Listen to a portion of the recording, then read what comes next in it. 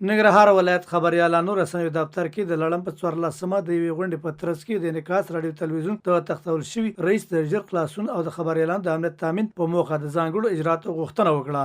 د خبریالانو د خوندیتوب کمیټې مشر شیرشاه همدرد د انعکاس راډیو تلویزیون مشر په تختول کېدو د خواشینۍ ښودلو ترڅنګ اندېښنه وښوده چې نورو خبریالانو او د رسنیو کارکوونکو ته هم ورته تهدیدونه متوجه دي.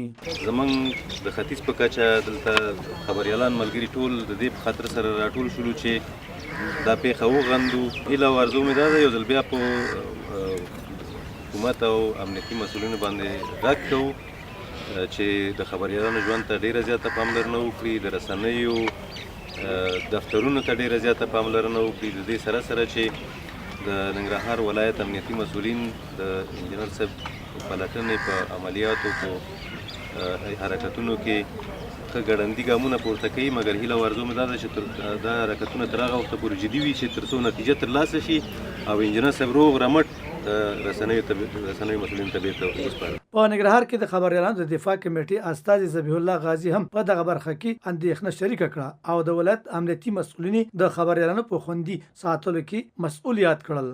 دی وايي چارواکي د خبریالانو د خوندیتوب ژمنې کوي خو په عمل کې تر اوسه هیڅ ګام نه دی پورته کړی. د غرات په ننګرهار کې د اریانا تلویزیون خبریال رحمت الله زیرمل ویل که ولایتي چارواکي د انجینر زلمي په ژر خلاصون بریالي نشي نو دوی نور اقدامات پر پلان کې لري او له هغې به ګټه واخلي، خو د دغو اقداماتو په اړه وضاحت ونه کړ.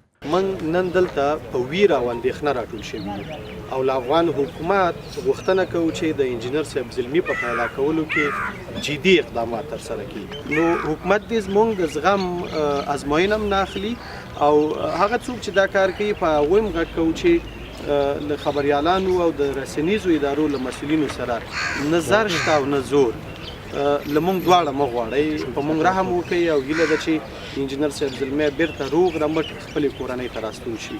د دې ترڅنګ مونږ له سیمه ییزې ادارې غواړو چې دغې پیښې ته په کتو په ننګرهار کې د میشتو ژورنالستانو او خبریالانو د ژوند د خوندیتوب دپاره پام وکړي.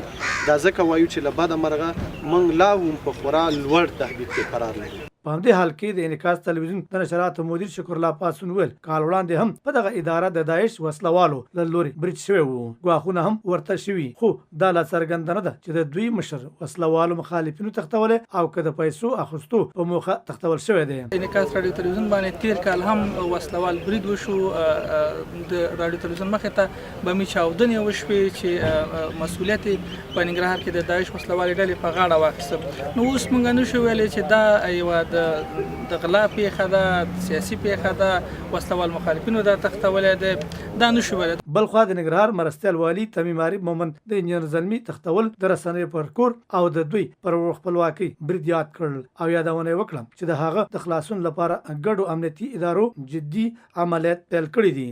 دا یو زړه بوږنونکې پیښه ده، دا بیا د مطبوعاتو په کورنۍ باندې یو تعرض دی. بېګا ماښام مصروفیت ساحه کې دغه واقعه منځته راغلې ده. تاسو فهمه چې د هغوی ډریور شهید شوی دی او انجینر صاحب یې له ځانه سره وړي. امنیتي ارګانونو خپلې هڅې پیل کړي دي او انشاءالله چې امیدواري ډېره شته ده چې انجینر صاحب روغ سلامت زموږ ستاسې لاسته راشي. د هیلهمندي وښوده چې نوموړی به ژر د امنیتي ځواکونو په هلو ځلو راخلاص او بیرته به خپلې کورنۍ ته راوګرځول شي.